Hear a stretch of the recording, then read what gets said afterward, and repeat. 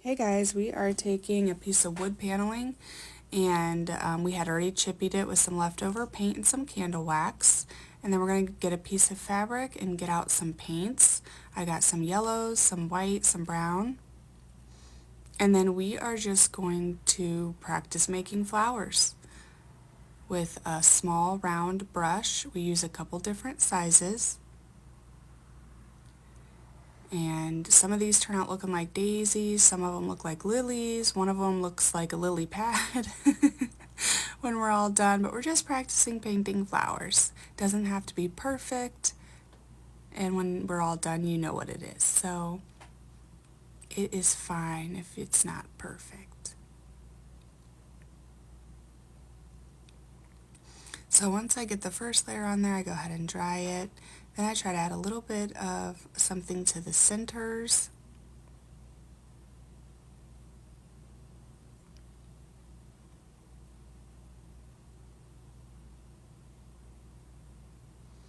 And then I decided that we were going to add some leaves. And these were fun to practice with the round brush as well. I just got these round brushes and I hadn't used them yet. So we add some leaves.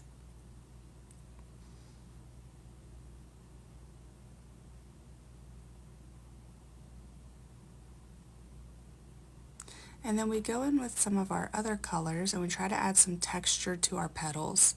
So maybe on the white I put some light yellow, and on the dark yellow I put some white, and on the light yellow I put some dark yellow, you know. So just trying to add a little bit of texture, almost like dry brushing. And then I got out my mini Bowdabra and a piece of fabric, and I didn't like it with just one piece, so I went ahead and tied another piece to it, or glued another piece to it, so that we had a fuller bow. We're going to put that in the upper right and do a brown button, and then we're going to take 4 of these push pins that are like have velvet on the outside, and we're going to put those into our fabric, you guys. This is very simple, but I think it turned out super cute. Oh yeah, and then we used some dried flowers and Excelsior around our bow because I felt like it needed something else up there.